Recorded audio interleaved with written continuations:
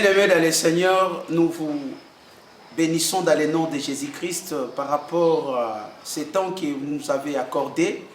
Je crois que vous êtes la race de Dieu. Voilà pourquoi vous donnez l'importance dans makambo etali ya bonzambe. Tozongi lisusu na télévision na nzela oyo epesaka ke yo musika na ngai me oyo kaloba na nzambe pe tokabola boyebi onkola koyekotia na kati ya corps na ye Christ. Instrument na bino Thomas Eli tozongi lisusu pona to bakisa na makamto bandai ko solola oyo ezalaki pona ba signe. Je crois que oyo eza quatrième partie ya ba signe tozo solola. To solola ki na bino première partie et deuxième partie to solola ki troisième partie et puis les lots tozo sala quatrième signe oyo na yebisaki na bisoke. Tango tokoya ko solola par rapport ya comment est-ce que okoyi koyeba sikoyo ke ba signe ya nzambe za lisusu te mais komi ba signe ya monguna le diable oyo azana kati ya vie na biso to na kati ya libota moko. Je crois que ceux qui ont landaki biso depuis na libandeli on parlait de signes bien-aimés. Et ça là qui vraiment ko yebisa ba na nzambe ke la nature était ya biso comme dit la parole. Tolobaki que maladie azalaka pe na signe na ye. Munganga zo benga yango symptôme. To simbaki lokola malaria, chacun de nous abelaka. Ozala na poto, ozala na Afrique, ozala partout. Nzoto yo eyokaka malade. Mais okoyoka lorsque mutu azui visitation à malade et puis malade azo signaler que na sina posséder nzoto oyo abandi ko bimisa ba symptôme na ye. Chaque maladie a un signe oh ya marque kasoka asi azui a posséder nzoto moko boy. Biloko ya mokili eza mingi oyo ezo salama na société na makambo surtout chacun azo marqué signe. Tolobaki signe et s'il saka ba contestation. Bisika elembo ezali bo soigner ezali susu te to soigner na ndenge nini. Mutu alobi kete eloko oyo ko ekozala ndenge moko mais yanga na marquaki yango na signe moko boy. Et lorsque vous vérifiez, vous comprenez que ce qui est bimindenga lobaki mbala moko matata esili na kati ya bato. Et c'est comme ça que totambolaki. Tolobaki mutozo bela motema bilembo yali okomona makolezo vimba munganga ebisa lobite signe ya maladie ozo mbela ba symptômes nango ezo présenter ezali maladie boy. Maladie boy etali saka boy. Et ndenge moko nzambe ya bomo to simbaki nyama pe atiaka signe na kati ya zamba otalaka ba documentaire de fois koleka ngai mais c'est ce que je sais même lion azalaka na besoin de territoire na ye soki asi a récupérer territoire na ye a marquer ba signe pour aloba que aweza ngai ba signe etiaka limite pour ne pas mutu akatisa na ngambo ya mutu. Tu ne peux pas prendre quelque chose qui a des signes parce que ça le cola au débordé au côté na territoire ya mutu au côté na ba droit ya mutu mboka nyonso eza na ba limite pe ba signe na yango et nzambe ya bomo soki mutu azozala na signe atie pona makelele ezala te nzambe pe lorsque a récupérer vie ya mutu ba signe nango ezalaka eza na kati ya tosola ki yango na partie troisième oyo bolanda eza déjà na kati ya YouTube. Il faut talaka yango bien aimé olandela enseignement très bien ekosunga yo makasi landa yango na kati ya YouTube officiel soko koti okokuta ba enseignement oyo na intégralité na yango nyonso tout. Donc lorsque nzambe aza bilembo na yepezalaka comment un Dieu peut posséder une vie, posséder une famille, posséder une nation et à manquer ba signe. Parce que vie à mutueza lokola ordinateur. Oyo soki ofungoli ordinateur eza kaka écran. Mais bio ezalaka représenté na ba icône. Or, lorsque tozotala ba icône, ezali koyebisa biso ko annoncer biso que chaque icône ezalaka signe ou représentation ya application moko okotisi wa. Dès que vous pointez dans cette icône, c'est alors que cette application va s'ouvrir. Oui. Donc, chaque chose, ezalakana eloko yo ezali kotalisaka eza nzambe soki aza na vie ya bato etalisaka na bilembo nango totangaki yango. Je crois on avait utilisé psaume 60 verset 12 oyo ezoloba ke soki ye aza na biso tokosala ba exploit. Et lelo tozotalisa bilembo oyo lorsque nzambe azate et que l'ennemi a récupéré les territoires de ta vie. L'ennemi a récupéré les territoires de ton foyer. L'ennemi a récupéré les territoires de ton service, ton travail. L'ennemi a récupéré les territoires de ta famille. Bilembo nini okotala pe okoyeba ki en tout cas ba signe oyo eza lisusu ya nzambe akelaki ngai te ekomi ba signe ya monguna bibebe na ngai tika na ebisa yo na kombo na Yesu. Eza na différence lorsque nzambe akelaki yo aza kokonza vi na yo to aza na kati ya vi na yo to libota na yo pe eza na signe lorsque monguna, je dis bien monguna, est-ce que ozoyoka monguna kanisa monguna peut se comporter comment? Un ennemi peut se comporter qu'un ennemi. L'ennemi était toujours contre. Cela veut dire monguna koya ko sekisa yo te. Monguna zali muto aye koya ko sala na yo contre courant. Cela veut dire lorsque yo lingo avancer, s'il est ennemi, il va tout simplement t'empêcher pour ne pas avancer mais reculer. C'est ça ennemi. Il va se comporter vis-à-vis de toi qu'en ennemi. Lorsque toi tu penses à la vie, lui pense pour toi la mort.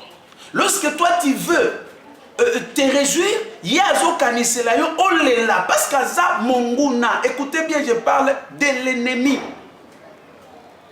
Voilà pourquoi l'Éternel Yahweh na totanga nano Bible na biso par rapport ya écriture parce que tozaba na nzambe to fungoli livre de Bible na biso na mukanda ya Nombre chapitre 14 verset 24. Que dit la parole? Nombre chapitre 14 toyoka oyo makambo elekaki kuna. Le verset 34. Que dit la parole? La parole dit ceci. De même que vous avez mis 40 jours à explorer le pays, vous partagerez la peine de vos iniquités 40 ans, une année pour chaque jour. Écoutez. Et vous saurez, n'est-ce pas, ce que c'est que d'être privé de ma présence. Awa Israël, bazui ngolu ya kotambola na nzambe. Et leur vie était vraiment dans les exploits. Bisonyon soto yebi écriture. Nana kokai kobotola moto na maboko ya le tout ya puissant appelé Pharaon à cette époque. Pharaon était trop sûr de lui. À tel point que Moïse aye koyebisa ye ke nzamba tindinga na bimisaba na peuple na ye et Pharaon a répondu à lobi nani wana nde nzambe ponga na tosa ye nani akoyi kolongola bato na maboko na ngai loboko na ye ezalaki tellement nguya mpe ezopese likolo ya Israël ebele ya banation même. Mais lorsque Dieu a koti makambo tala signe na osepela ba signe wana ekokisama na vi na yo soki nzamba koti likambo na yo ba signe eza nini na loboko ya nguye simbaka yo ekoma faible pe céder yo bima. Alléluia.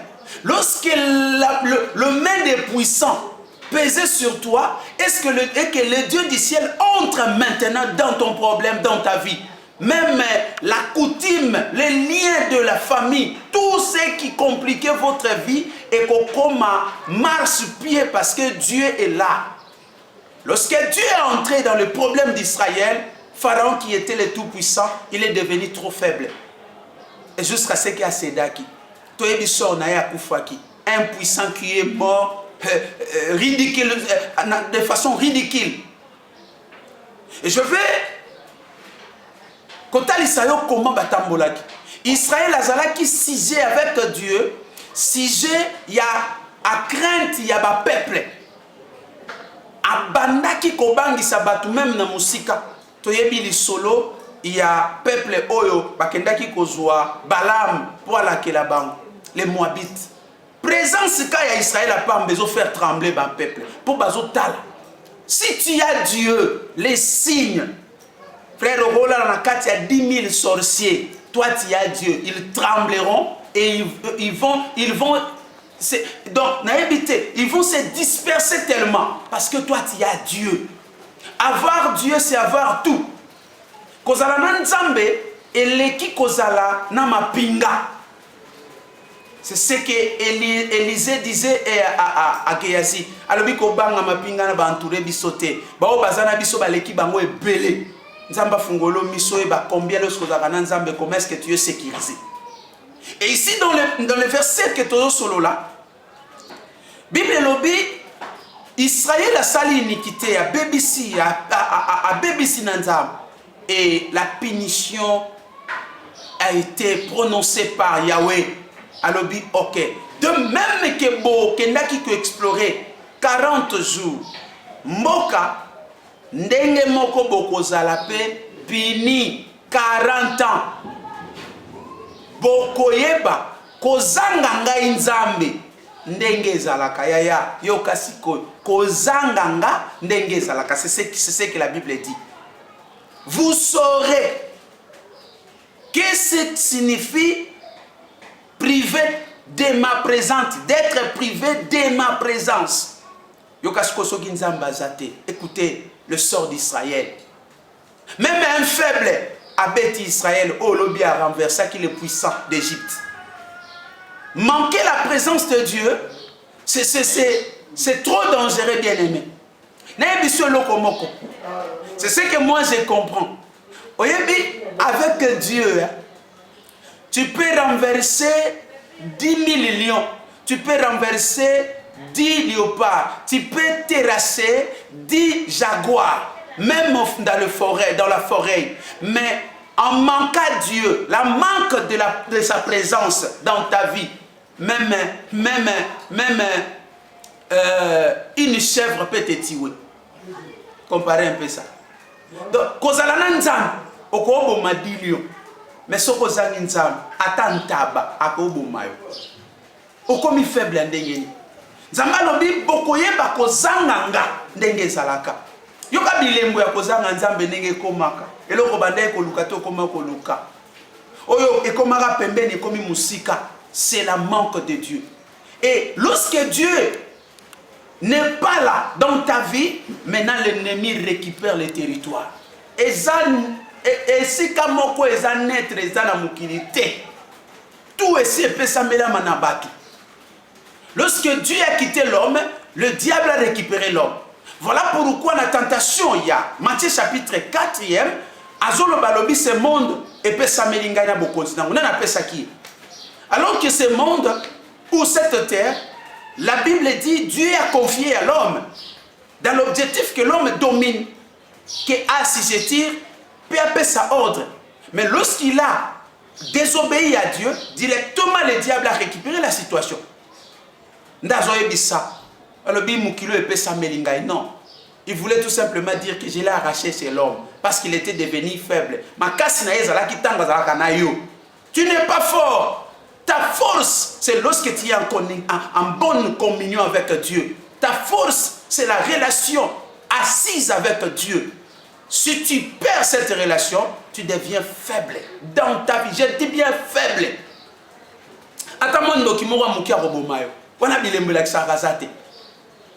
Maintenant, dans Psaume chapitre 74, le verset 4e, écoutez, la parole dit ceci. Psaume chapitre 74, le verset 4e. La Bible dit ceci. Tes adversaires ont rugi au milieu de ton temple. Waouh! Bazoye bisanzambe po ba lokoti ba buaki. Nanzambe yaya Parce que le diable va couvrir tout, au tâtonner. Agar voulait perdre, a failli perdre son fils Kokufa pour azomona maïté mwana yoki pour sa maï et aleli epanzam l'ange a fongoleli miso nzoka sur sangoyo ezaki na okana makolo wana pendant que mwana linga kufa et ça makambo ebele to tatonner des fois to le kangoka wana mais soki nzamba côté likambo noté pour satana kotika jamais omona likambo yo lukaka jamais solution stérilité nayo ezana ngana makolo. Par rapport même à l'émission de je parle ici, si tu peux être en contact avec moi, on va prendre ton problème au sérieux. Il faut toujours dans ta vie créer des intercesseurs. Des intercesseurs. Et zongisa qui t'habite na bomoy. C'est pendant qu'il y a zanga qui makoki a kobonde la pona emoko. Hein? Pierre a passé journée mobimba, boutou mobimba, joué l'autre côté.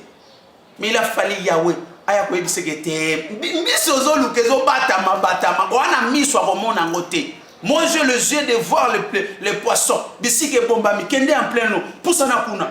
Alors que Pierre a eba qui secret wanate. Ce sont les directives spirituelles, les directives divines. Oye ko sunga mutu. Ici, pour aussi ça texte, tes adversaires ont rugi au milieu de ton temple, le temple de Yahweh, mais maintenant les adversaires de Yahweh badondui, bazo rugir le col en koi.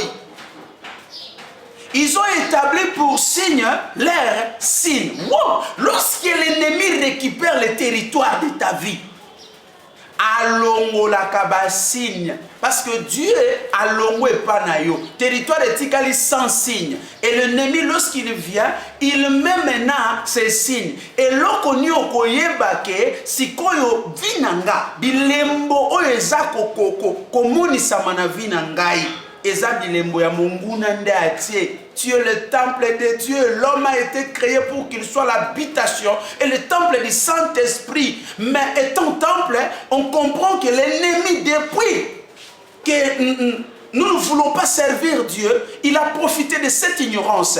Aye kotia bilembo na ye. Bilembo na ye koti. Quand même pas ce sont des signes que l'ennemi récupère ce territoire. Ce temple ici, c'est l'ennemi maintenant de Mtamarka Basinaï. Lorsqu'on parle de Dieu, on dirait passe-temps. Donc s'il y a un problème, on approche.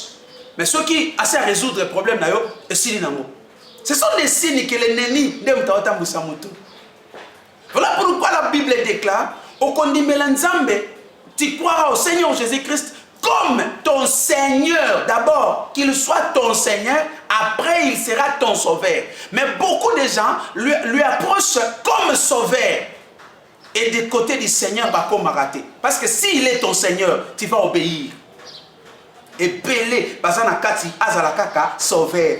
Libala nanga sauver ango, pesanga mbongo sauver ngana makamambongo. Comme isanga riche, vous ne savez pas ce que vous demandez. De même la mère de Zébédée, la femme de Zébédée, ayaki pepa Yesu. Alobi Yesu na yiko senga yo, mukolo na bokonzi na yo, tia mwana nga mususu na gauche na yo, pena mususu na droite na yo.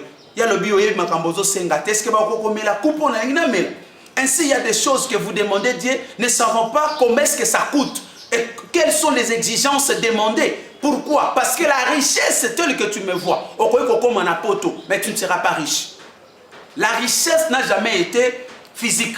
La richesse est spirituelle. Est-ce que toi, tu es un homme spirituel? Même sans un continent, tu ne deviendras jamais riche. Parce que tu cherches quelque chose de spirituel pendant que toi, tu es matériel. Non, non. Regarde bien, mon frère.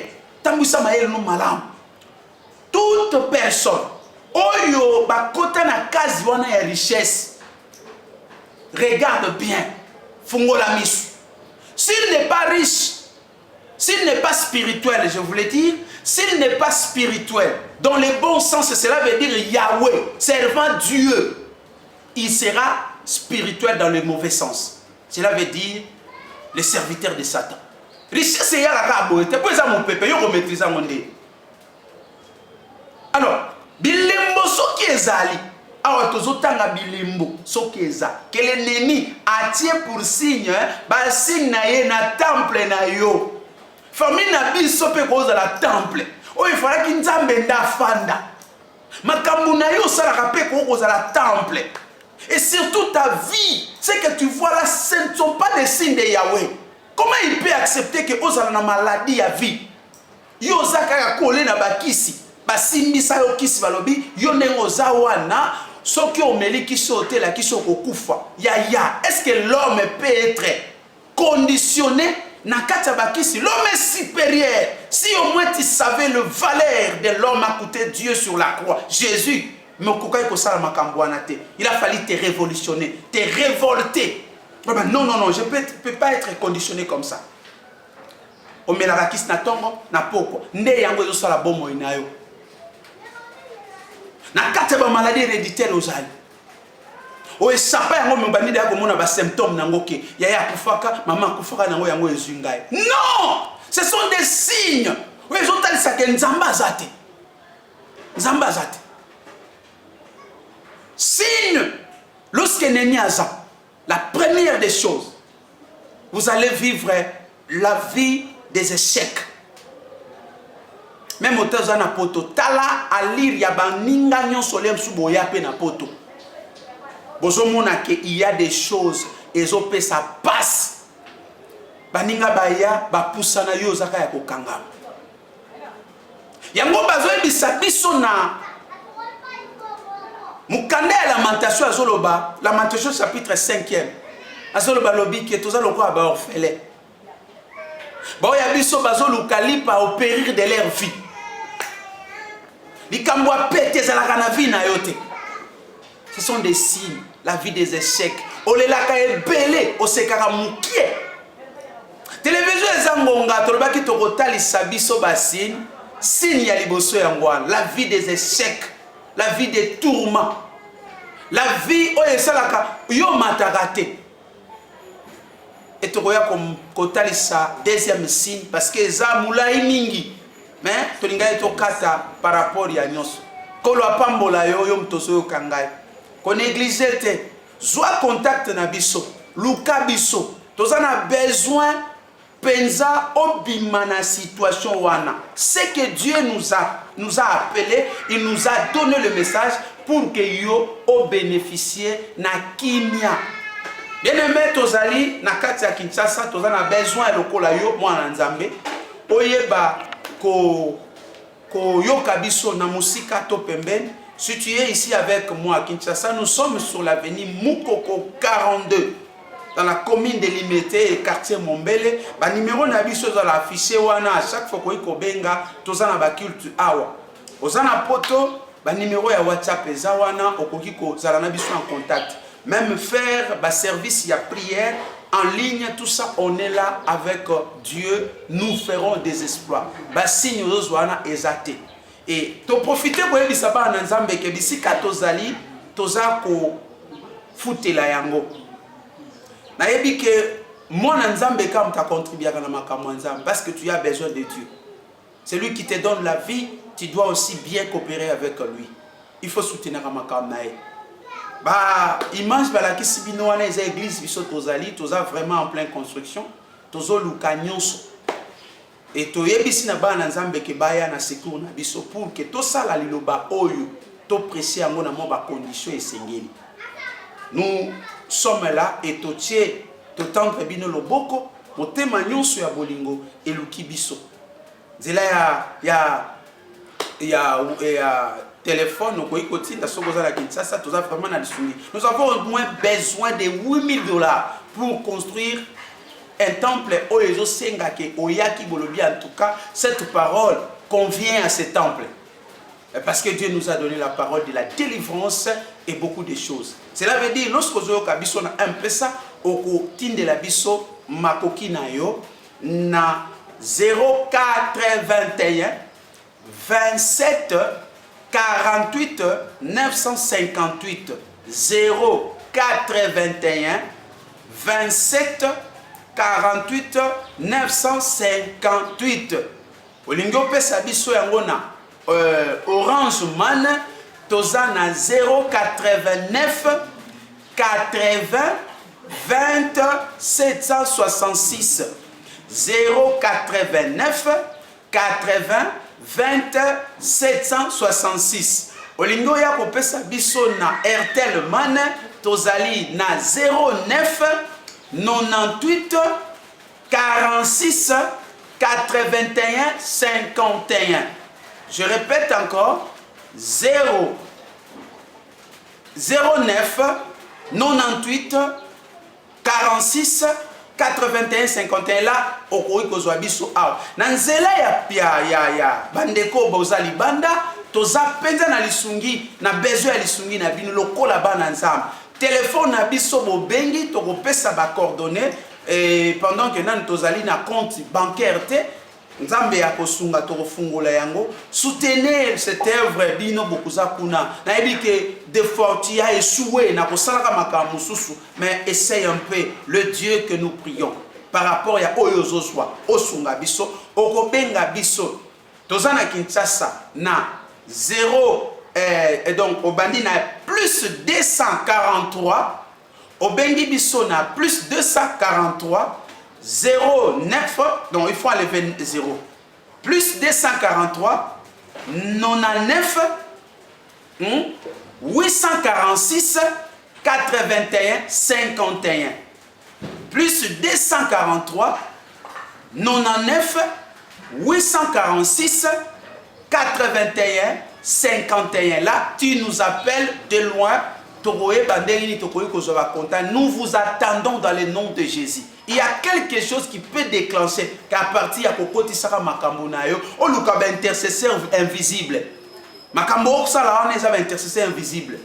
Et pendant que le problème est que vous visitez, Basant Moko Baofuka Mabi, Nzambatalité, ceux qui battent Bazo Fuka Mabo, Ezam de Komoko Boya Sungaka Musala O.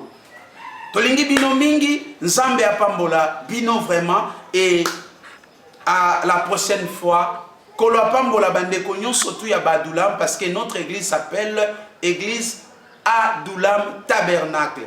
Et eza wapi eza côté na Bible okukuta yango eza caverne d'Adoulam eza na kati ya 1 Samuel chapitre 22 okuta ngo wana ezali et c'est ça là où David a bombamaki pour abatama ba injustice bandai ko salama pona ye liboso ya Saoul. C'est là où ba ebele balanda qui. Tu peux aussi nous suivre là. Que Dieu vous bénisse, que tous les adulamites soient bénis dans le nom de Jésus-Christ.